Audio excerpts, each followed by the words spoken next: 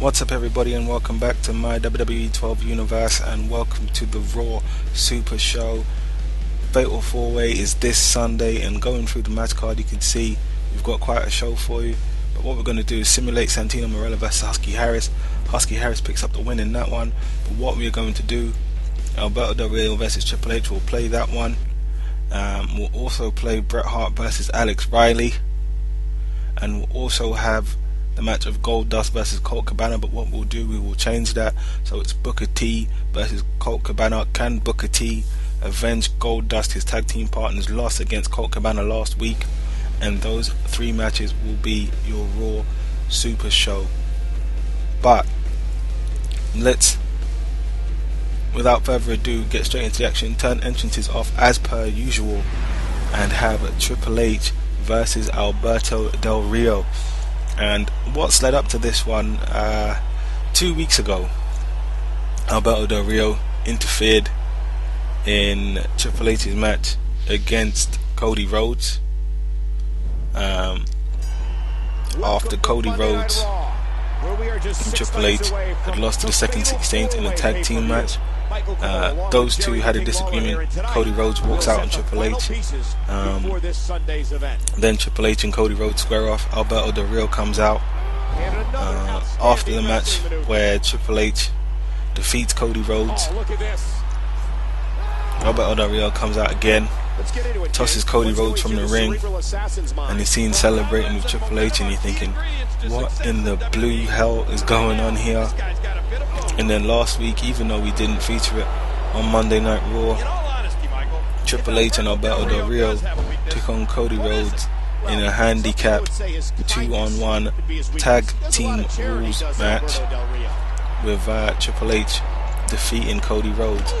And it seems like this alliance between Triple H and Alberto Del Rio was an alliance of convenience. It wasn't Alberto Del Rio trying to be friends with Triple H. It was just he needed to make sure that Triple H was secure before picking his spot, taking his time, and picking his moment to strike against Triple H, and that is what he's done. And now these two are going head to head tonight on the Raw Super Show. I am playing as Alberto Del Rio in this one, but as I say, really surprised by the twists and turns of this universe mode. I'd actually checked the news before going into this episode, and it seemed as though Triple H and Alberto Del Rio actually formed a tag team when they actually were celebrating together in the ring. But like I say, that tag team, short-lived. I looked at that pairing and I thought, this is never going to last. No way is this legit. Alberto Del Rio, a man who talks about destiny week in, week out. He's just setting up Triple H. There's no way that there's going to be an alliance. Triple H and Alberto Del Rio, they wouldn't align in anybody's wildest dreams. No way. I mean, those two haven't even faced each other, have they? Like, ever?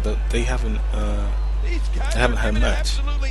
But thinking about it, I think that those two as a pairing, one-on-one, I think they could have a pretty good match.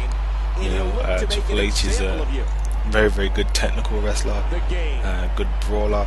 Alberto Del Rio, he can brawl, and obviously he's a very good technical wrestler as well. So I think those two, if they were to have a match, it would be pretty good. But obviously, I don't think anybody will ever get to see that apart from here in this my WWE 12 universe. So I really think that Alberto Del Rio and Triple H could have a solid match. But why don't you guys tell me in the comments, what do you think of a Triple H and Alberto Del Rio program? Do you think that those two could put on a solid and watchable match? Because I know that a lot of WWE fans, they don't like Alberto Del Rio. And the thing is, I have to wonder why. I mean, I can understand you disliking his character, you know, with him being a heel and supposed to be a Mexican aristocrat and so on and so forth. All of that makes sense to me, because that's his job. He's supposed to make you dislike him as a heel. But in terms of his in-ring ability, you know, he is a very, very good wrestler. There's no doubt about that. As I've said in previous videos, I think the only thing, I think it was the draft special, the very first one, the only thing that Alberto Del Rio is missing at the moment is really just fleshing out his character a bit more and adding more dimensions to it. You know, I mean, at the moment he's a bit one-dimensional with all the Destiny talk, and CM Punk pretty much buried his character in the promo, saying, you know, all you do is talk about how it's your destiny and it's boring and you know, that's all you ever say and blah blah blah. So I think after that, you know, he was pretty much screwed, to be fair. There was no real way of coming back from that after CM Punk buried him like that. So yeah, I think when he does come back from his groin injury, which could be at the Royal Rumble, just throwing it out there, it's very, very possible that it could be at the Royal Rumble. But when he does come back, you know, he needs to have another dimension to his character. You know, he needs to be fleshed out a lot more. And I've said it before in previous videos, and I'm saying it again now. This is the problem with a lot of WWE superstars at the moment. Their characters, you know, they don't have lots of dimensions. They're very one-dimensional, maybe even two-dimensional. But they're not 3 or 4 or, you know, generally multi-dimensional. You know, they don't have other ways of interacting with the fans. And one guy that I'm going to point out specifically as being quite one-dimensional is Zack Ryder. His character is very, very one-dimensional at the moment. Yes, they've got him off TV with this broken back injury, which means he should be out of action and off TV for quite a long time, unless he makes a miraculous recovery. But you know, if they're really trying to sell the story, you know, he should be off TV. I would say till February, maybe even beginning of March. He shouldn't come back till. You know, if they're really serious about selling that story, as a broken back is a very, very serious injury.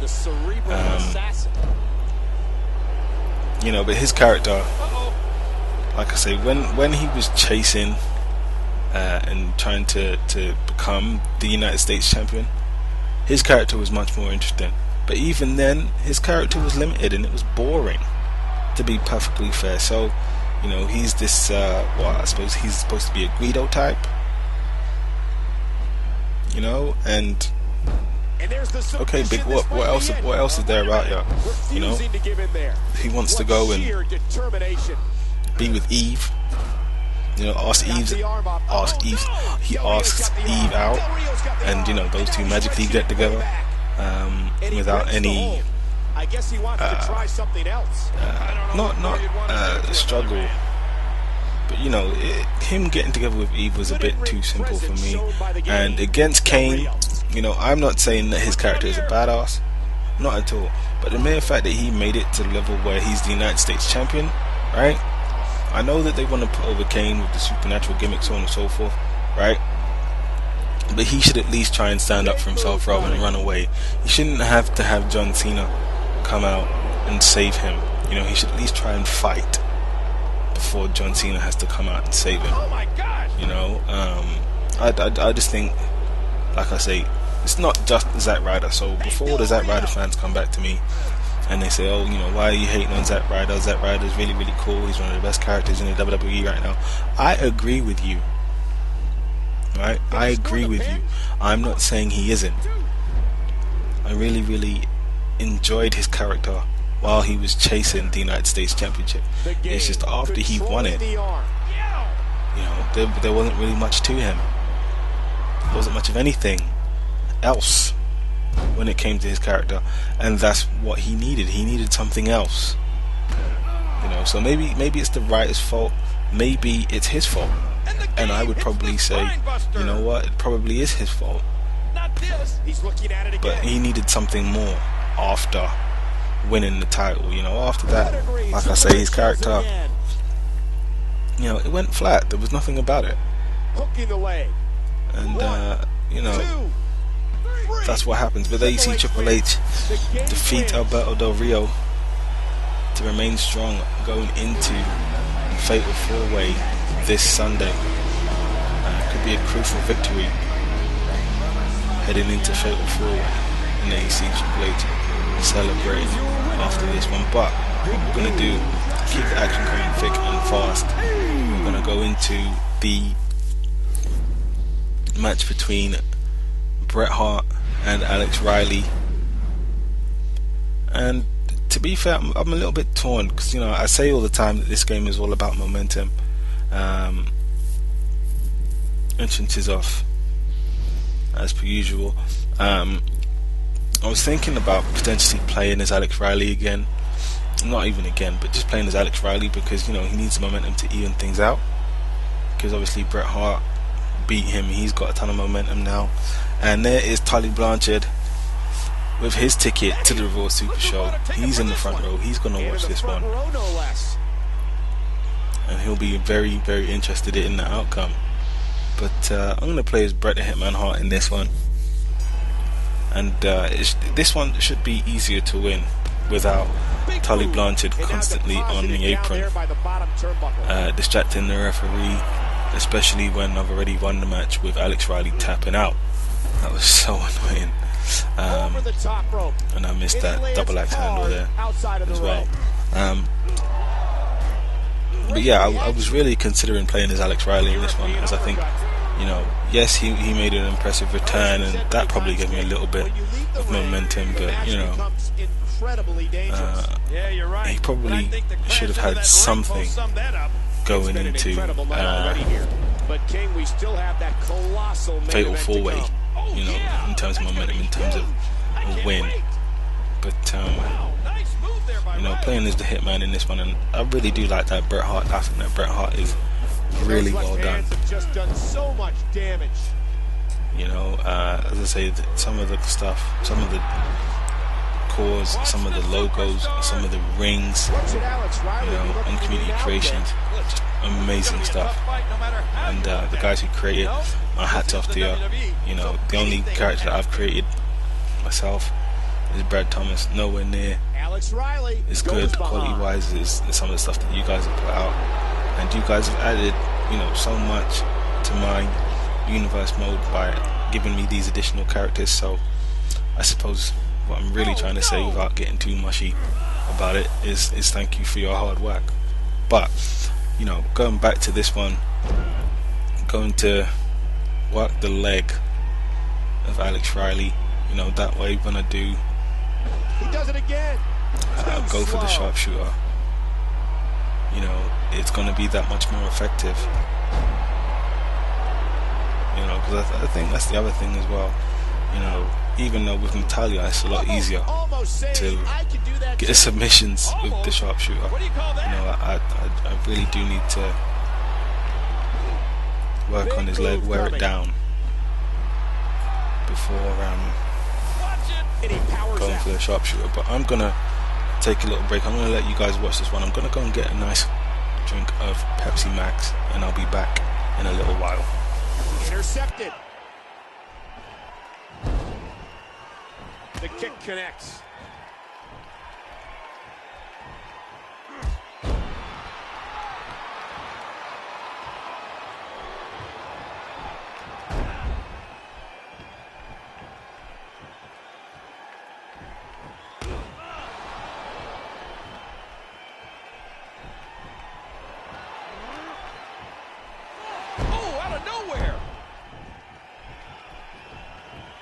Alex Riley controlling the waist.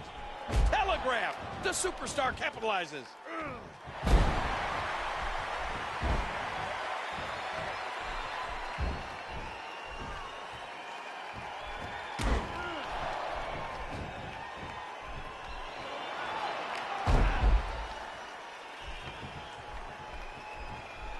Alex Riley squeezing down on the head. That was an impressive suplex. We're going to see a lot of effective moves like that in this match. Wow, Alex Riley practically got knocked back to high school.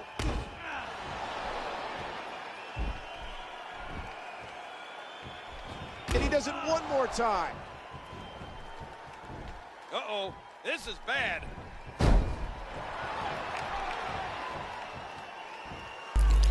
And I am back with my Pepsi Max, like I said, and those moves don't win the match in one go, but they add up. And boy, have they really added up in this wearing down the leg, working on the knee of Alex Riley in this one. And as I say, it's what you need to do. You know, if you want quicker submissions, you're going to have to take the time to wear down the limb, use the limb targeting system. And one thing that I want to point out, even though it's clearly stated in the in-game manual, a lot of people still don't know that when your guy, you say your opponent, is on the mat, you can still use the limb targeting system. You can go over to the head, the arms, and the legs, hold RB like you would traditionally, and press A, and it will perform a specific move to those body parts. And the same applies in groggy states. If you hold RB and press the corresponding button, so A for the legs, Y for the head, and B and X for either arm, you'll get a specific move from the groggy state, that will work on those body parts. So there you go, there's a hint and tip from me regarding the limb targeting system. And like I say, if you wear down the body part, and Husky Harris, what the hell is going on in this WWE 12 universe? Husky Harris comes out to congratulate Bret the Hitman Hart. Is he working with the family? Is he a member of the family now? What is going on? I really don't know. But gonna change Goldust against Colt Cabana, and we're gonna make it Booker T versus Colt Cabana. Booker T gonna try and get some revenge for his main man Goldie after Goldust lost to Colt Cabana last week, courtesy of a Colt 45. So entrance is off as per usual. I'm gonna get straight into it, right into the heart of the matter with these two as we head into Fatal Four Way. And you know, this would be another big win for Booker T, really help his momentum if he's able to pull it off. You know, because like I say, momentum is key in this game. If you have momentum, winning matches, you know, it seems to be a lot easier. That's what I'll say. Versus if you don't have it. You know, and one thing that's really, really good is when you have two guys, you know, when you want to be a fan of a match, you know, like how I was last week with Goldust and Colt Cabana, if both guys have a lot of momentum, like when Colt Cabana faced Triple H at Vengeance, you know, the match is even better because both guys, you know, they're more or less even, you know. And if you go back and you watch the match between Colt Cabana and Triple H at Vengeance, you know, either one of those guys could have won. After Colt Cabana hit that Colt 45 easily, and I mean easily. If he had pinned Triple H, or he moved Triple H before he pinned him, you know, away from the ropes, or, you know, he could have been the new World Heavyweight Champion. I'm not saying that I'm not happy that Triple H retained the title, because I am. I'm pleased that he managed to pull it off and he's a fighting champion, because obviously that same night Brad Thomas lost the WWE title. But, you know, it was so even because both guys had a lot of momentum going into that one that it could have really gone either way. But focusing on this one, you can really see the momentum playing a part in it. With Colt Cabana, you know, he's no slouch. He gets his offense in. He makes it count. And he's smart too, rolling out the ring, avoiding Booker T. Some more Pepsi Max and heads to the takedown and a big chop. See, and this is what I mean, a guy with momentum, he can take that finisher from you and he can make you pay. Missed that double axe handle though. Big time counter from Colt. Here we go. Colt 45.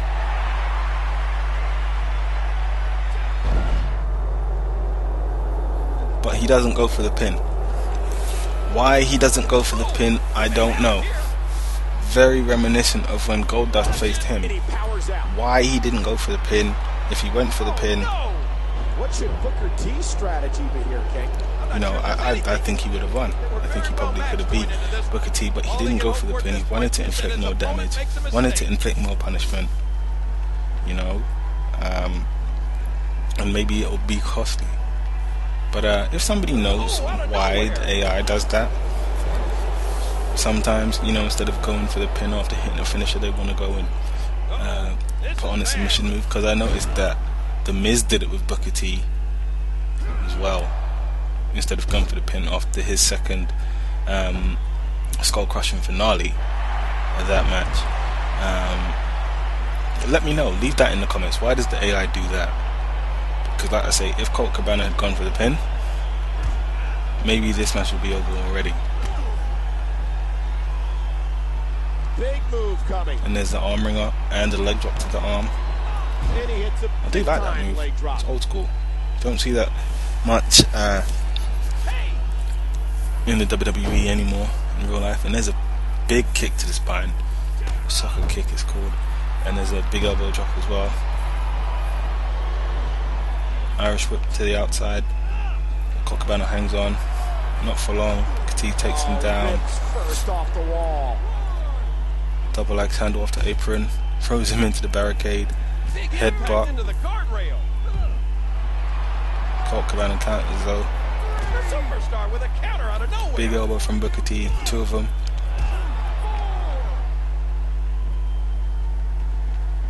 Throws him into the barricade again. Heel kick from Booker T and a headbutt. Booker T gets back in the ring. Spinneroonie! And then gets kicked in the gut for his trouble. But he pushes away Colt Cabana. Irish whip again onto the apron. Hip toss back in the ring. Booker T's sidekick. Looking to put him away. He's setting it up. What's he gonna go for? Bookend. Watch it. There it is. Is he gonna hook the leg and go for the pin? Yes, he's hooked the leg. Count it, ref. 1, 2, 3, and Booker T avenges Goldust's loss against Colt Cabana, defeating Colt Cabana here on the Raw Super Show. Colt Cabana loses a bit of momentum going into Fatal Four Way, but there you have it. Booker T defeats Colt Cabana. This was the Raw Super Show. If you enjoyed the show, leave a comment, leave a like, subscribe for more WWE 12 Universe Mode goodness, and I'll be sure to see you in the next episode, the SmackDown Super Show.